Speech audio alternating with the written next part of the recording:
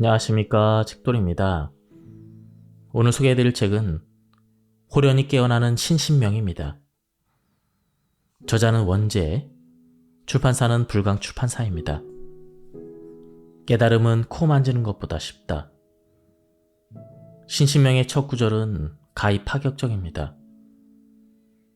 우리가 그토록 구하려고 노력하는 도, 즉 궁극에 이르는 깨달음이 어렵지 않다고 말하고 있기 때문입니다.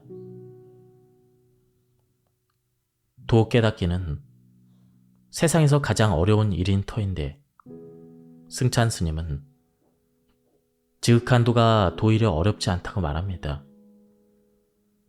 그런데 이러한 말은 비단 승찬 스님만 언급한 것은 아닙니다. 무릇 여러 선사들도 도 깨닫는 것을 두고 세수하다가 코 만지는 것보다 쉽다고 비유했던 것입니다. 도를 깨달은 선사들은 도를 행하는 것이 일상생활을 하는 것처럼 무척이나 쉽다고 이야기합니다. 그러나 조건이 있습니다. 다만 간택만 하지 않으면 될 뿐입니다. 간택에서 간은 구분해서 버림을 뜻하고 택은 골라서 취함을 뜻합니다. 그렇게 간택은 취사의 의미입니다. 취사하는 중생의 마음만 없다면 도는 어렵지 않게 구현된다는 것이죠. 그렇다면 과연 무엇을 취사하지 말아야 한다고 말하는 것일까요? 우리의 마음에는 수많은 분별심이 존재합니다. 그 대표적인 분별 중 하나가 증애입니다. 이 밖에 시비나 생사, 호, 득실과 같은 분별도 동시에 존재하고 있습니다. 그런데 우리가 수행을 통해서 혹은 다른 연유로 깨달음을 얻게 된다면 그것은 단지 증애심 하나만 사라지는 것을 뜻하지 않습니다. 모든 분별심이 동시에 사라집니다. 왜냐하면 모든 분별하는 마음은 동시에 생겨나고 또한 동시에 사라지기 때문입니다. 모든 것이 동시에 생겨납니다. 하지만 인연이 닿는다면 그 모든 분별하고 취사하는 마음 역시 동시에 사라집니다. 그렇기에 모든 분별심은 동시 생멸이라 할 수 있습니다. 대학 시절 유쾌하지만 유독 장난기가 많았던 한 친구가 있었습니다. 친구는 사람들에게 종종 고약한 장난을 쳤습니다.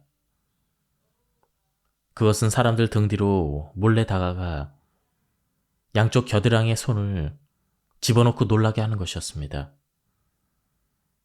저뿐만 아니라 많은 사람들이 친구의 장난에 화들짝 놀란 적이 많았습니다. 그렇게 몇 차례 친구의 장난질에 당하다 저는 정색을 하고 친구에게 경고를 했습니다. 다시는 이런 장난치지 마라. 그러나 친구는 경고에 아랑곳하지 않고 그냥 씩 웃어 보일 뿐이었습니다. 그런데 친구가 한 말은 정말 가관이었습니다. 너 이러다 사람 치겠네? 친구의 거듭된 장난에 화가 이미 머리끝까지 치민 상황이었습니다. 친구에게 경고하는 저의 표정도 분명 일그러져 있었지만 친구는 도리어 비웃었습니다. 마음 같아선 주먹으로 한 대 치고 싶었지만 자존심 때문에 그럴 수 없었습니다. 사과하고 용서를 구해도 시원찮을 판에 친구는 대래 저의 반응을 비웃으며 아무렇지도 않게 자리를 떠났습니다. 이때부터였습니다. 친구는 그 후로도 다른 사람들에게 계속 장난을 치며 아무렇지 않게 다녔지만 저는 그러지 못했습니다. 저를 비웃고 떠나간 친구의 말투와 표정이 마음속에 묵직한 바위처럼 남아 있었습니다. 그런 친구의 모습과 말이 떠오를 때마다 마음은 이를 데 없이 심란했습니다. 왜 그런 것일까? 잘못은 친구가 저질렀지만 괴로움은 제가 느끼고 있었습니다. 아무리 돌이켜봐도 저에게는 잘못이 없었습니다. 심한 장난을 쳐서 문제를 일으킨 것도 친구이고 사과를 하지 않은 것도 친구였으며 정당한 요청을 비우는 것도 친구였습니다. 모든 잘못은 친구가 저질렀습니다. 그런데 어떠한 잘못도 없는 제가 계속 고통 속에 허덕이고 있었습니다. 왜 이럴까? 이후로도 친구는 여전히 해맑은 모습으로 다른 사람에게 똑같은 장난을 치고 있었습니다. 친구는 잘못에 대한 인식도 없고 저처럼 괴로워하지도 않았습니다. 그런 상황이 반복될수록 괴로움은 점점 커졌습니다. 이 상황을 도무지 납득할 수 없었습니다. 잘못한 사람은 아무렇지도 않고 도리어 아무런 잘못이 없는 제가 괴로운 이유를 알지 못해 심란한 날을 들이었습니다. 그렇게 사흘이 흘렀습니다. 마음은 심란함을 넘어 머리가 부서질 것 같은 두통으로 이어졌습니다. 식당에서 밥을 먹어도, 수업을 들어도, 사람들과 이야기를 나누어도, 잠을 자려 침대에 누워도 이 의문은 머릿속에 떠나지 않았습니다. 그렇게 해결 실마리가 전혀 보이지 않는 의문을 온종일 끙끙 끌어안고 지내다 보니 너무 힘들었습니다. 음악을 듣거나 영화를 보면서 고민을 피해보려 했지만 이 또한 마음대로 되지 않았습니다. 그렇게 풀리지 않는 의문에 완전히 사로잡힌 채 더욱 큰 혼란과 고통 속으로 빠져들었습니다. 그러던 어느 날이었습니다. 수업 준비를 하면서 집어든 책이 툭 펼쳐지며 하나의 문장이 쑥 들어왔습니다. 그것은 단 한 문장이었습니다. 하지만 그것은 어떤 깊은 깨달음의 경종처럼 제 몸을 관통하며 울렸습니다. 머리와 가슴이 동시에 텅하니 비어지니 며칠간 머릿속을 떠나지 않았던 이 지독한 의문이 한순간에 무너졌습니다. 그렇게 저는 세상과 한 통이 되어버렸습니다. 강의실로 향하다 바라본 하늘은 이전과 달랐습니다. 그리고 이러한 경계로 이끈 단 하나의 문장은 다음과 같았습니다.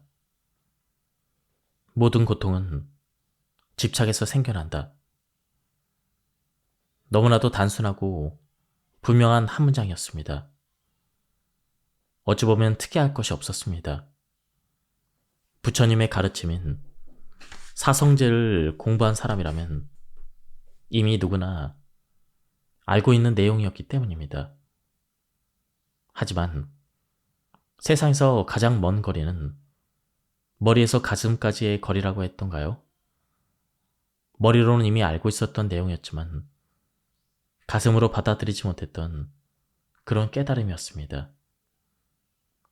어쩌면 사흘간의 지독하고 혼란스러웠던 고통은 이 문장 하나를 온전하게 받아들이기 위한 준비 과정으로 필요했던 것인지도 모릅니다. 머리를 뚫고 가슴을 관통해서 전체로 살아가기 위해 고통은 그렇게 앞서서 찾아오는 그러한 것인지 모릅니다. 과연 그랬습니다. 고통은 시비에서 오는 것이 아니었습니다. 시비에 집착하는 그 마음에서 오는 것이었습니다. 제가 그랬습니다. 고통스러운 사흘간의 어리석은 확신에 갇혀 있었습니다. 잘못은 명백하게 친구에게 있었고 저에겐 아무런 잘못이 없다고 믿었습니다. 친구의 행동과 태도는 그릇되었고 이와 반대로 저의 요청이나 태도는 언제나 정당했습니다. 객관적인 관점으로 보더라도 그 누구나 저와 똑같은 견해로 바라볼 것이라 확신했습니다. 그러나 저는 헛똑똑이었습니다. 모든 것을 살폈다고 생각했지만 내가 옳다고 믿는 이 완고한 집착을 보지 못했던 것이었죠. 옳다고 생각한 나머지 이 오름에 한없이 집착하고 있는 자신을 놓치고 만 것입니다. 12.10은 곧 증의 심이기도 합니다. 내가 옳다고 생각하는 그 생각으로 인해 상대방을 지독하게 미워하는 결과를 초래하기에 그렇습니다. 시비에 대한 집착도 그러하지만 증에에 대한 집착 역시 한없이 괴롭습니다. 그러나 간과하지 말아야 합니다. 나의 오름이나 나의 미움도 집착이 되는 것이지만 오름이나 미움 역시 나에게 달라붙어 있는 생각과 감정이라는 사실 말이죠. 오름과 미움은 인연 따라 오갈 수 있지만 근원으로서의 나는 여전히 견고합니다. 우리가 오름이나 미움에 대한 집착 때문에 괴로움을 느끼는 것은 당연한 사실입니다. 하지만 나라는 존재가 허물어지지 않는 이상 이것은 여전히 고통의 근원을 품고 사는 것입니다. 그렇기에 무아입니다. 고정된 실제로서의 자아란 없습니다. 부처님은 사성제의 진리와 함께 무아라는 법의 도장을 명확하게 내보였습니다. 하지만 우리가 나에게 고정되고 나라는 실체에 매여 있다면 분별심은 시비나 증에, 생사, 득실 등과 같이 여러 경계와 상황으로 모습을 바꿔가며 고통으로 찾아올 것입니다. 내가 고정된 실체로서 존재하는 이상 결코 끝나지 않을 고통인 것입니다. 그런데 우리가 무아를 체득한다면 증의 힘이 사라진 깨달음으로 들어서게 됩니다. 승찬 스님은 이런 깨달음의 경지를 통연명백이라 비유했습니다. 통연은 막힘이 없이 환하게 트임을 뜻하고 명백은 분명하게 드러난다는 뜻입니다. 고정된 실체로서의 내가 무너지게 되면 세상은 하나의 커다란 통으로서 명명백백하게 인과의 일들을 펼쳐낸다는 것입니다. 달리 말해 모든 집착이 머무는 나라는 실체를 벗어나게 된다면 이 세상은 연기의 진리에 맞게끔 완벽하게 운용된다는 것입니다. 이것이 부처님이 깨달은 무아와 연기의 진리입니다. 도가 나타나길 바라지만 사실 도는 이미 우리 눈앞에 여실히 나타나 있습니다. 하지만 도를 찾지 못하는 이유는 매우 분명합니다. 모양과 소리, 의미에서 찾으려 하기 때문에 이미 나타난 도를 찾을 수 없는 것입니다. 그런데 이렇게 여실히 드러난 도와 제대로 만나지 못하는 이유에 대해서 이 구절은 순역이라 이야기합니다. 순역은 순경계와 역경계의 준말입니다. 이것은 신신명에 처음에 나왔던 증애와 의미를 달리하는 분별입니다. 그러나 여전히 분별심에 속합니다. 우리 중생은 순경계를 좋아하고 역경계는 싫어합니다. 그러나 실상 순경계나 역경계 자체가 문제가 아닙니다. 순역은 우리 삶을 통해서 다양하게 펼쳐지는 상황이기 때문입니다. 사실 순역보다 더 큰 문제가 되는 것은 순역에 대한 우리의 집착입니다. 우리가 아무리 순경계를 원하고 역경계를 싫어한다 하더라도 순역의 경계들은 인연 따라 끊임없이 생겨나고 사라지기를 반복합니다. 순경계나 역경계는 이렇듯 우리의 의지와 상관없이 인생 전반에 걸쳐서 다양한 모습으로 나타나게 되어 있습니다. 그렇게 우리가 할 수 있는 유일한 일은 순역의 경계에 집착하지 않는 것뿐입니다. 순경계는 순경계대로 우리의 마음속에서 잠시 머무르다 인연이 닿으면 가게끔 해줄 뿐입니다. 그리고 역경계는 역경계대로 활보하게끔 허용해주면서 또한 인연이 되면 보내주는 것이 우리가 할 수 있는 유일한 대응입니다. 이러한 지혜를 바탕으로 페르시아 신비주의 시인 루미는 여인숙이라는 시를 남겼습니다. 인간이란 존재는 여인숙과 같아서 아침마다 새로운 손님이 도착합니다. 기쁨이나 우울, 야비함, 그리고 어떤 찰나의 깨달음이 예기치 않은 손님처럼 찾아옵니다. 그 모두를 환영하고 잘 대접합시다. 설령 그들이 그대의 집안을 가구 하나 남김없이 난폭하게 휩쓸어 가버리는 한 무리의 아픔일지라도, 그럴지라도 손님 한 분 한 분 정성껏 모셔야 합니다. 그대의 내면을 깨끗이 비우는 중일지도 모르니까요. 어두운 생각, 부끄러움, 미움, 이 모두를 문 앞에서 웃음으로 맞아 안으로 모셔드려야 합니다. 어떤 손님이 찾아오든 늘 감사해야 합니다. 그 모두는 그대를 인도하러 저 너머에서 보낸 분들이기 때문이죠. 우리에게 찾아드는 모든 경계에 대한 인정과 받아들임 역시 훌륭한 방편으로서의 수행입니다. 기쁨이나 우울과 같은 순역의 경계들이 온다 하더라도 우리가 할 수 있는 일은 그러한 감정 혹은 대상들이 각각의 인연만큼 잘 머물다 또 잘 돌아가게끔 자신 스스로를 비워놓는 일밖에 없을 것입니다. 그런데 이 시에서 루미는 삶에서 잘 드러나지 않는 순역의 비밀을 알려줍니다. 그것은 순역의 경계가 우리를 파괴하기 위해서 오는 것이 아니라는 점입니다. 오히려 우리의 내면을 깨끗이 비우기 위해서 그렇게 먼저 와 있는 것이 순역의 경계입니다. 그리하여 종국에는 진리의 세계에 도달하게끔 하기 위해 온갖 형태의 분별심으로 와 있는 것이 바로 순역의 경계입니다. 진리의 땅에 온전히 도달하게끔 그렇게 앞선 인도자로서 오게 된 것이 우리가 삶에서 여러 방식으로 만나는 순역의 여러 감정과 대상들입니다.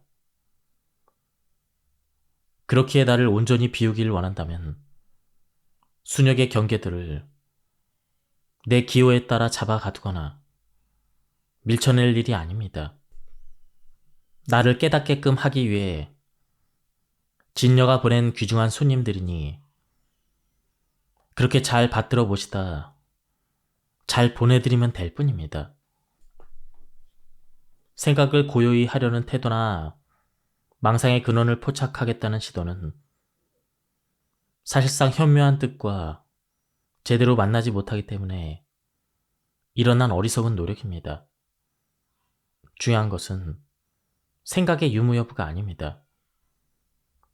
생각은 나라는 존재에 기반해 일어나는 현상인데 존재의 실체성이 사라지게 된다면 생각 역시 실체로서의 힘을 잃게 되는 법입니다.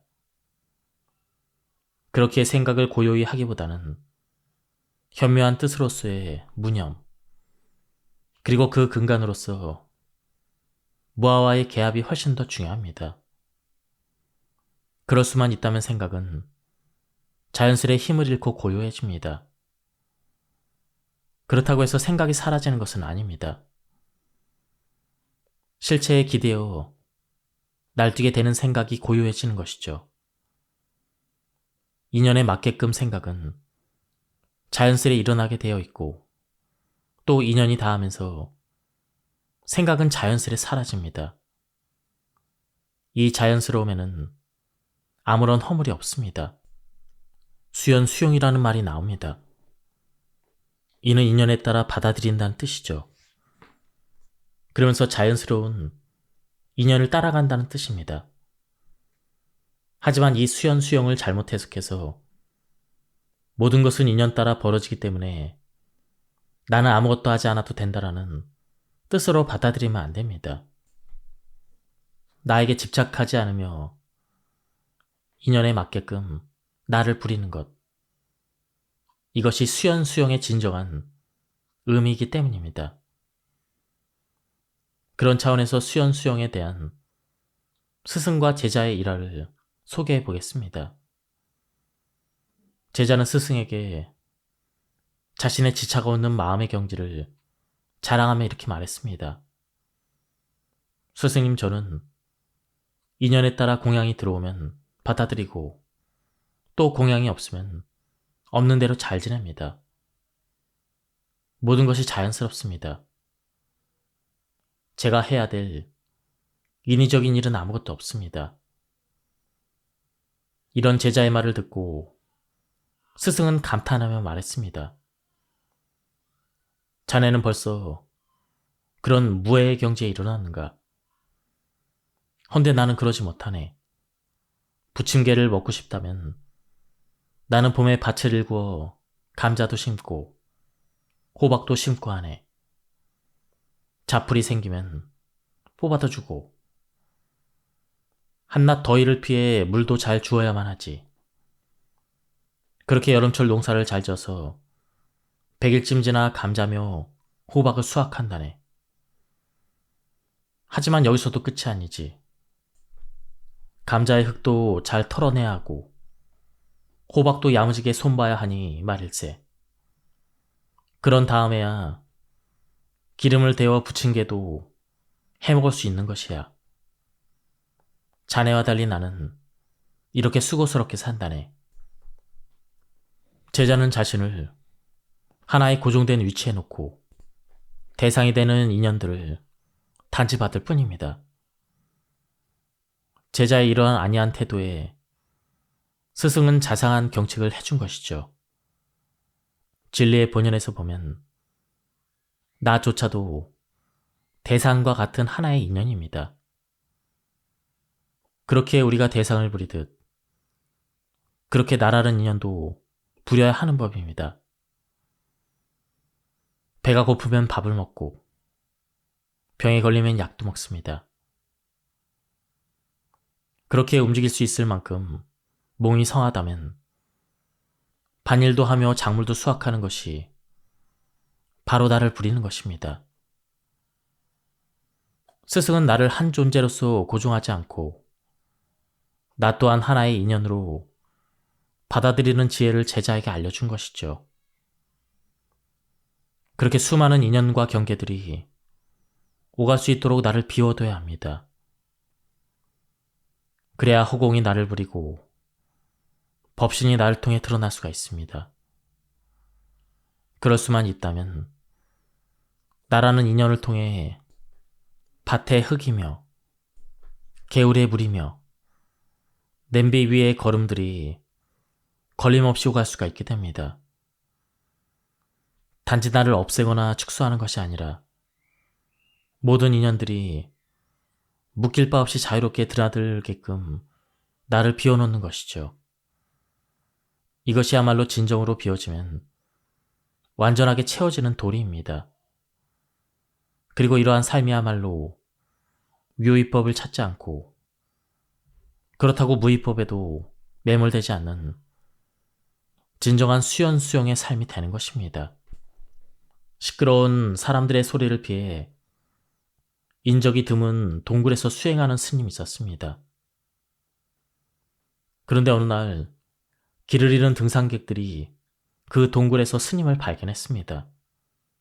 스님, 아래에 근절도 있는데 왜 이런 동굴에서 수행을 하죠? 세상의 번잡스러운 소음을 피하고자 이렇게 고요한 곳에서 정진합니다. 아, 그러세요? 그런데요, 스님. 스님은 저 물소리하고 새소리는 시끄럽지 않으세요? 등산객의 말에 스님은 깜짝 놀랐습니다. 스님은 지금까지 사람들의 대화 소리며 자동차 소리, 텔레비전 소리가 시끄럽다고 철석같이 믿고 있었습니다. 하지만 저 폭포 소리나 새소리가 시끄럽다고 여긴 적은 없었죠. 하지만 물소리나 새소리도 따지고 보면 매한가지로 소리였습니다. 소리가 방해된다는 생각에 고요함을 찾아 동굴 안으로 들어왔지만 그것은 스님의 어리석은 분별심이었습니다. 당신이 그토록 피하려 했던 등산객으로부터 이러한 깨달음을 얻고 난 뒤 스님은 다시 산사로 내려왔습니다. 선방에서 정진하다 보면 벌이나 파리가 선원 안으로 들어오는데 정진하면 1시간마다 환기의 목적으로 문을 열어놓습니다. 그 틈에 벌이나 파리가 들어오는 것이죠. 그런데 다시 정진에 들어가면 그리고 문을 닫아버리면 벌은 선방에 갇히고 맙니다. 그러면서 벌은 스님들이 고요하게 자선하는 시간에 밖으로 나가기 위해 종이문을 탕탕하고 부딪힙니다. 고요한 선정에 들어가고 싶은 어떤 수자에게 이 소리는 소음으로 들릴 수도 있습니다. 그러면서 그 벌에 대한 원망의 마음이 일기도 합니다. 하지만 좀 더 열린 안목으로 보면 저 벌은 내 선정을 막는 방해꾼이 아닙니다. 오히려 오후 정진 시간에 졸지 말라고, 화두를 성성하게 잡으라고 그렇게 자신의 온몸을 던져가며 선방 가득히 경책의 소리를 채워주는 것인지도 모릅니다. 이러할 때 탕탕 소리는 더 이상 소음이 아닙니다. 수행승들을 일깨워주는 진리의 법음이 됩니다. 그러나 이와 같은 일은 비단 선원이라는 고요한 수행처에서만 벌어지는 것이 아닙니다. 우리 일상의 모든 곳이 다양한 경계가 넘쳐나는 수행처이며 마음을 닦을 수 있는 도량입니다. 선사의 풍경 소리는 나의 마음을 정화하는 아름다운 울림이고 차량 경적은 나의 고요함을 깨트리는 저속한 소음일까요? 법상에서 법문하는 선사의 할은 준엄한 경책이고 선방에 들어온 벌의 탕탕 소리는 어리석은 울림일까요? 소리에는 어떠한 차별성이 없습니다. 다만 그것을 받아들이는 사람의 마음 수준에 따라 온갖 차별적인 받아들임만 있을 뿐입니다. 차별 없이 일체를 평등하게 볼 수 있는 안목이 있다면 세상의 모든 소리는 한결같이 진리를 설하는 법음입니다. 하지만 내가 온갖 증애심과 시비심에 물들어 있다면 세상의 모든 소리는 나를 괴롭히는 소음이 되죠. 마음 밖의 세상이란 없습니다. 바둑이라는 판에서 기사는 돌을 놓는 자리를 선택하며 자기만의 세계를 구축해갑니다. 마찬가지로 우리는 세상이라는 판에서 수많은 상황에서 선택을 해가며 자신만의 세계를 만들어갑니다. 바둑판이든 세상판이든 고정된 의미나 관점에서의 판은 존재하지 않습니다. 화련히 열린 눈앞에서 세상에 대해 고정된 의미란 없습니다. 다만 자신이 놓은 수에 따라 바둑판의 형세가 달라지듯 자신이 한 선택에 따라 세계는 각기 다른 모습과 상태로 존재하는 것입니다. 그렇게 특정한 의미로 정해질 바 없는 세상에 대해 한 바둑 영화에서 메인 기사는 이러한 명언을 남겼습니다. 이 세상이 고수에겐 놀이터요, 하수에겐 생지옥이 아니던가. 다만 안목의 문제입니다. 내가 눈앞으로서 투명하게 열린 안목을 갖추었다면 세상은 간절함과 진실함이 깃든 불국토가 됩니다. 이와 반대로 나라는 실체에 갇혀버린다면 세상은 온갖 고통과 부조리가 가득한 시바 세계가 됩니다. 다르지만 같은 세계입니다. 사람의 안목에 따라 분명히 다른 세계가 그렇게 동시에 펼쳐지고 있는 것입니다. 나로부터 벗어난 눈앞으로 존재할 수 있다면 세상은 나라는 인연과 함께 온갖 경계들을 자유롭게 부리는 놀이터가 됩니다. 하지만 나로서 갇혀 산다면 세상은 내가 만들어낸 경계들에 의해 도리어 내가 부림을 당하는 생지옥이 되는 것입니다. 부처님의 근본 깨달음은 너무나도 명백한 한 단어, 바로 무아입니다. 즉, 고정된 실체로서의 자아란 없는 것입니다. 그렇기에 다만 나라는 망령된 견해와 착각만 걷어낼 뿐입니다. 진실을 가리는 미혹의 구름만 걷어낼 뿐입니다. 이것 외에 다른 방향성이란 없습니다. 그럴 수만 있다면 우리는 본래부터 훤히 빛나는 태양을 맞이할 수가 있습니다. 이 빛을 얻기 위해 별다른 노력이 필요한 것이 아닙니다. 구름만 걷어내면 곧장 비치기 때문입니다. 그리고 이 빛을 달리 다른 이름으로 눈앞이라 부릅니다. 우리가 나라는 실체성과 중심성을 벗어날 수 있다면 우리가 그토록 찾고자 했던 진리의 빛은 언제나처럼 똑같이 눈앞으로 있었다는 사실을 완연히 깨닫는 것입니다. 그럴 때 비로소 우리는 알게 됩니다. 삶은 처음부터 이처럼 완성되어 있다는 사실을 말이죠. 그리고 이것은 우리가 그토록 오랫동안 익숙하게 들어왔던 말이기도 합니다. 본래 성불. 모든 존재와 상황은 이토록 처음부터 부처로부터 또한 진리로서 완성되어 있습니다. 삶의 모든 경계를 진리로 대할 수 있다면 이것은 바른 깨달음과 다를 바 없습니다. 나를 온전히 비워낼 수만 있다면 보고 듣고 맛봄으로 한량없는 죄를 짓는 것이 아닙니다. 오히려 보는 진리, 듣는 진리, 맛보는 진리를 낱낱이 구현하게 됩니다. 그래서 나라는 존재는 아주 소중합니다. 왜냐하면 모든 진리가 들어오고 나가는 통로가 바로 나이기 때문입니다. 그리고 이와 같은 사실은 내가 없으면 역시 진리도 살아날 수 없다는 뜻을 뜻합니다. 내가 있어야지 비로소 진리 또한 온전하게 살아갈 수가 있습니다. 다만 한 가지 조건만 있을 뿐입니다.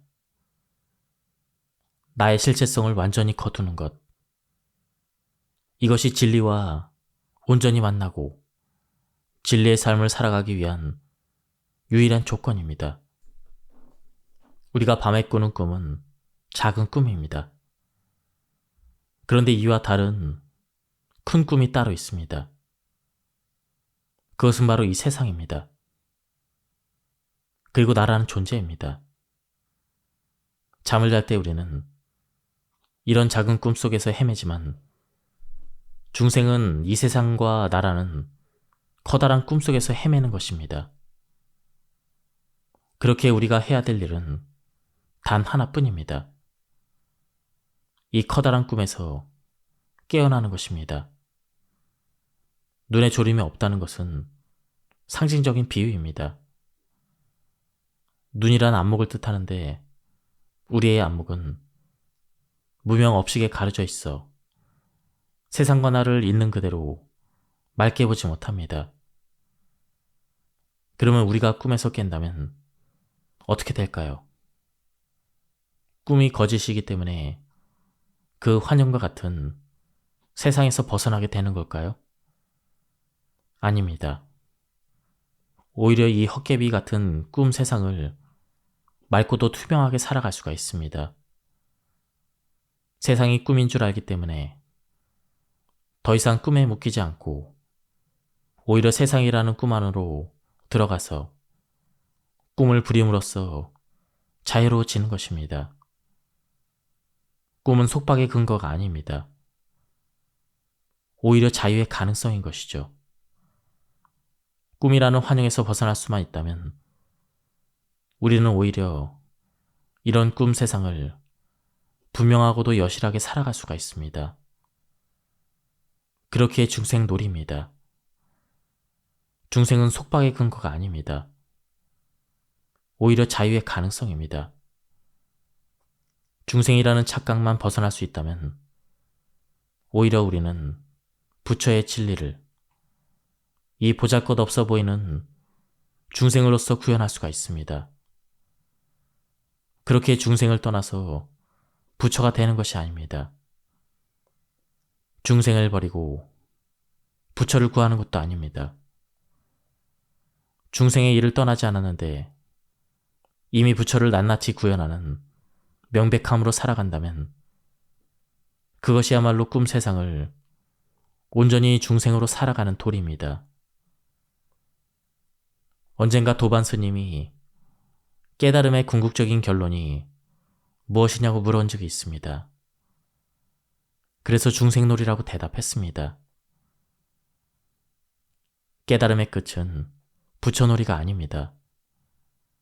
오히려 중생놀이입니다. 부처는 걸리지 않았습니다. 진리란 어디에도 걸리지 않기 때문입니다. 하지만 부처에도 머무르지 않고 진리마저도 집착하지 않으면 중생은 온갖 현상에 걸리면서도 모든 인연으로 자유롭습니다. 구속되지 않은 자유를 원하는 것이 아니라 오히려 구속됨으로써 온갖 자유로움을 누리는 진짜 중생이 되기 때문입니다. 세상의 모든 인과와 인연에 자유롭게 걸리며 그렇게 중생으로서 살아가는데 아무런 지장이 없다면 그것이야말로 진정한 자유이고 온전한 삶입니다. 그렇기에 중생 놀이인 것입니다. 중생으로서 살아가는 것 자체가 처음부터 온전한 일입니다. 또한 중생으로 그렇게 놀이하듯 살아가는 것도 아무런 허물이 없는 것입니다. 만일 10년 전에 우리 자신을 돌이켜본다면 우리는 각자 자리에서 어떤 일을 하고 어떤 모습으로 살아가고 있는지 눈앞으로 드러날 것입니다. 그리고 10년 후의 미래를 그려본다 하여도 그 미래의 모습은 항상 지금 여기 눈앞으로 드러나게 됩니다. 과거나 미래에 대해서 어떤 생각을 한다 해도 그것은 내용물로서 눈앞에 드러나게 되어 있습니다. 결코 잡을 수도, 잴 수도, 보이지도, 보지 않을 수도 없는 이 눈앞을 벗어날 수는 없습니다. 한 생각이 만연해서 한 생각은 우리가 일으키는 단 하나의 생각을 이야기하는 것이 아닙니다. 나라는 착각을 떠나서 눈앞이라는 근본 종치로 돌아가게 된다면 기존의 시간관념은 더 이상 유효하지 않습니다. 나라는 실체에 갇힌다면 과거, 미래, 현재가 모두 실체합니다. 하지만 눈앞으로 완연히 돌아간다면 과거나 미래, 현재가 실체를 잃고 한바탕 꿈의 일로 뒤바뀌게 됩니다. 그렇기에 한 생각도 눈앞의 일이요, 만년도 모두 눈앞의 일입니다. 거대하고 투병한 용광로와 같이 이러한 눈앞에서의 한 생각이며 만년도 모두 자취 없이 녹아나는 것입니다. 지금까지 이 책에 대한 리뷰를 모두 마쳤습니다. 제가 많은 내용을 생략하고 건너뛰었기 때문에 맥락이 많이 끊겼습니다. 한번 책을 구해서 읽어보실 것을 추천드립니다. 여기서 리뷰를 마치도록 하겠습니다. 감사합니다.